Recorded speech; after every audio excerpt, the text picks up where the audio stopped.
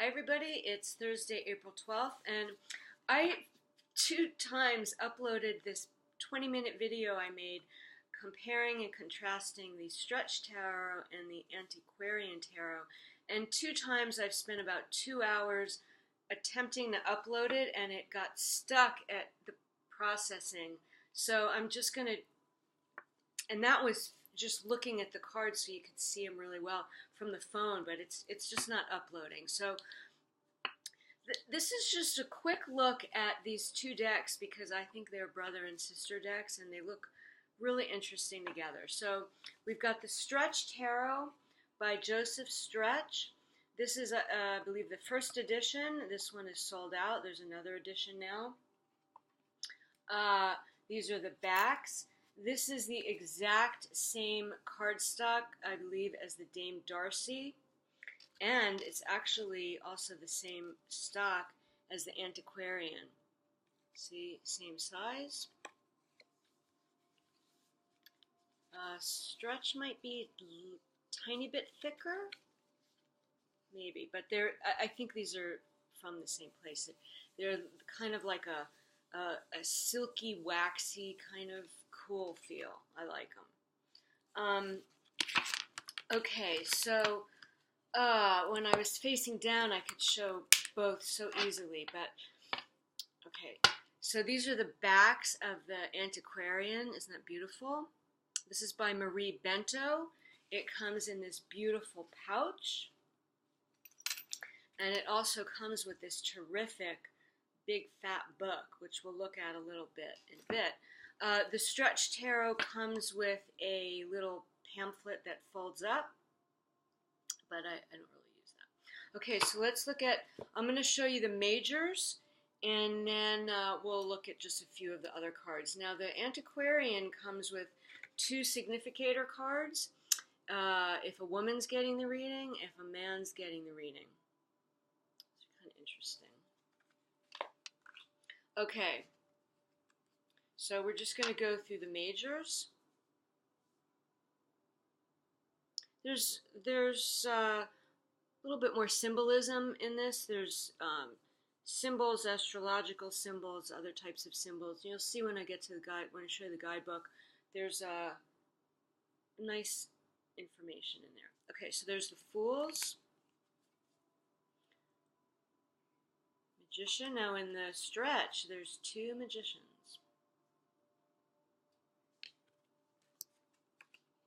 Here's the 2 High Priestesses. They're both beautiful. It's you know, they've both got the cool blue. They're beautiful. Here's the 2 Empresses. 2 Emperors. 2 Hierophants. So Marie Bento's pulling on a lot of different traditions here.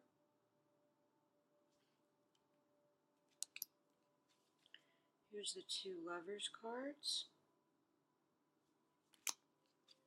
2 Chariots. So they're both kind of like a vintage collage. The Stretch reminds me of kind of looking in somebody's personal collection of art. I love this back. It kind of reminds me of something you'd find in an attic. Here's the 2 Hermits. Beautiful, huh? Here's the 2 Wheel of Fortunes.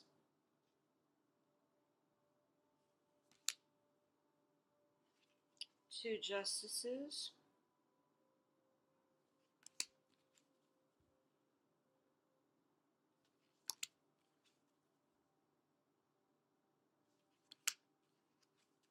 And I'll show you at the end, I'll show you kind of like the palette of each deck altogether.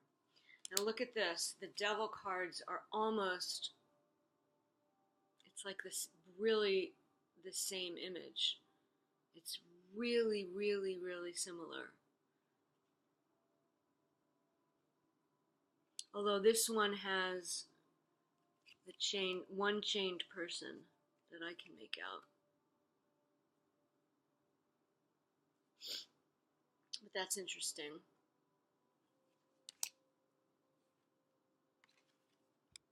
Towers.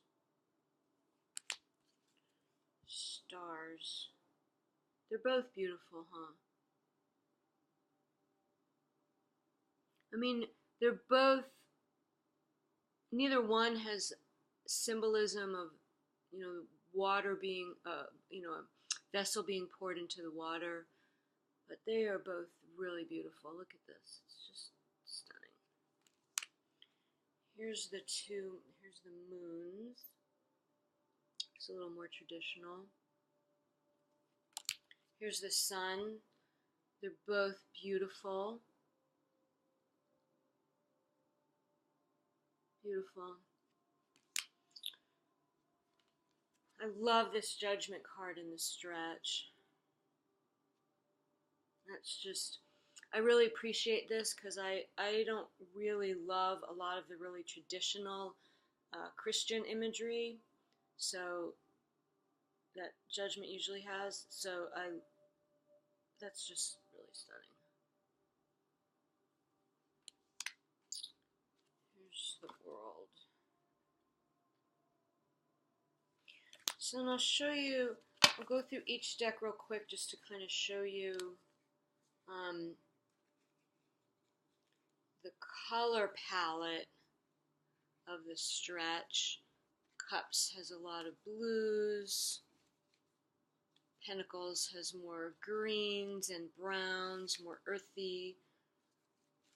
The color palette in Antiquarian is very interesting because each suit has its own color, and then the quartz of each suit are slightly different. You can't see it quite as much in, let me show you one where you can really see it. Like here, the pentacles, the quartz are a totally different color. Look how pretty that is.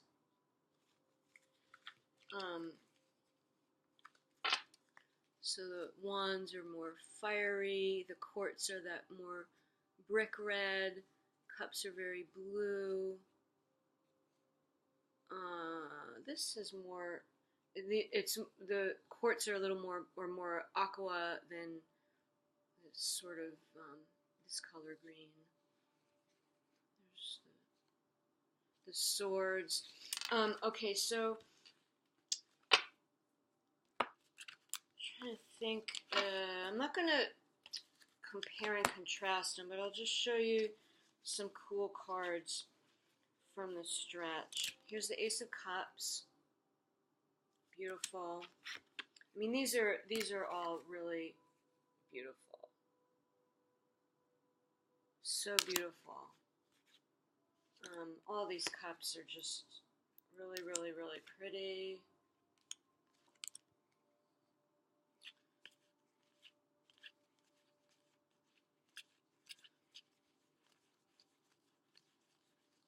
I want to show you any interesting use of color.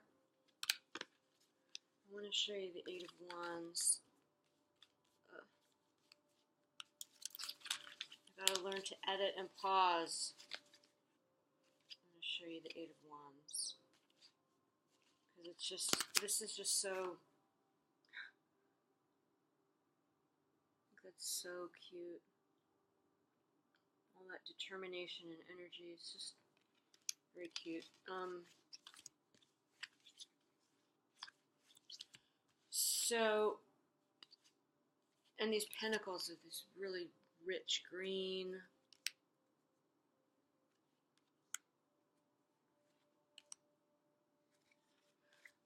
So what I love about the Antiquarian is the way she's used a lot of vintage photos. I think this would be a great deck to do ancestor work potentially.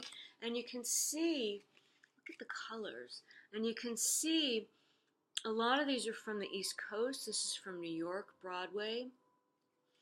So it's almost like you could be looking at photos of your ancestors. I mean, they're kind of, there's Happy Family. I want to show you the quartz. I mean, look how pretty.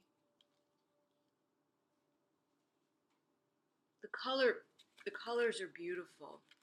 Kind of muted. Here's the cups.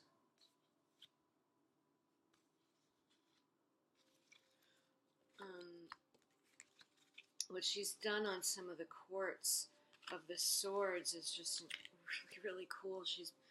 For the air, she's put wings on them. Beautiful, huh?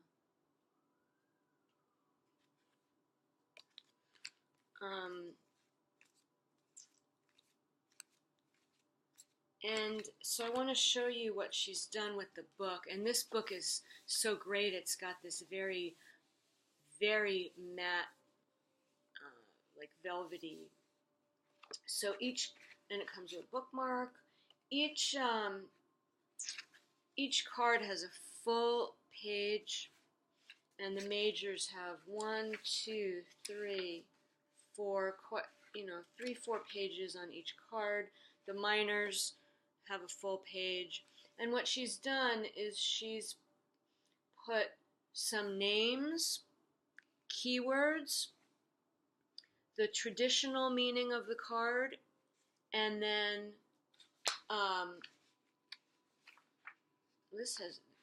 some of these court cards have 2 pages actually. Quite a bit of meaning, and then the antiquarian meaning. So she's put information about this particular card, which I really, really appreciate it. It's so frustrating to get really beautiful art decks with really unusual imagery, and there's no explanation of what that card actually means aside from a really generic description. So I like that she does it. So let's give an example. So let's do one of those beautiful swords with the wings. Find them. They flew away. They flew away. Really? Okay. Oh my god, they did. They flew away. Okay. We could do Knight of Swords. Queen of Swords. Let's do... I'm going to do the Queen. Okay. Now she's got them a little bit different order. Let me see. No, she doesn't. She has wands. She has it in regular order. Wands, cups, swords, and then I'll get you the Queen. Okay. So there's this much. It starts here. There's two full pages, 3 including the picture.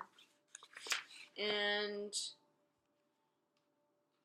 I think maybe I'll just read you the Antiquarian. Direct, straightforward, traditional, logical, and meticulous. Okay, Antiquarian. I chose this woman with dark hair and piercing light-colored eyes to represent the traditional coloring for the Queen of Swords. Though she is not exactly in mourning wear, M-O-U-R-N, her face looks somewhat hardened, like she has experienced some loss. Her clear eyes emit certain wisdom from experience. She is winged to show her airy realm of ideas and communication. Should we do one more? Should I just do a random one? What would be helpful for anybody watching this? Oh, got the High Priestess.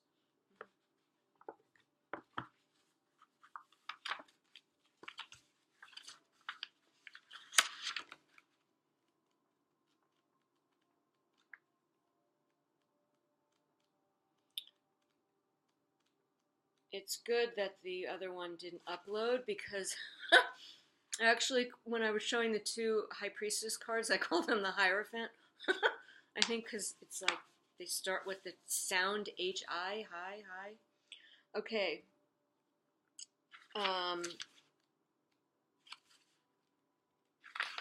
So we'll go with the Antiquarian. Virginia Oldoini, the Countess of Castiglione of Italy, circa 1857, is representing our High Priestess, the daughter of the moon. She stands equitable between pillars of duality. Black meaning no, or dark energy, and white meaning yes, or light energy. She is crowned with the triple moon goddess, the maiden, mother, and crone, symbolizing the periodicity of the waxing, full, and waning moon, the law of rhythm. The crown is silver, one of the 7 noble metals of the alchemists, and has been associated with the moon since ancient times. The equal armed cross over her chest shows the unity and equality of the masculine and feminine energies. The horizontal arm represents the female part of the duality, and the vertical arm is the male. The cross also represents Hecate's meeting place at the crossroads, where the 4 elements of magic combine. Hecate is the crone goddess of the moon. Traditionally, the High Priestess holds a scroll, the Torah, which symbolizes the memory of all human experience, also known as the Akasha. She has infinite access to the Akashic records. So there's a brief look at the Stretch and the Antiquarian. Been meaning to do this like since the fall, and just glad we got it done. Okay, bye. Enjoy your Friday the 13th.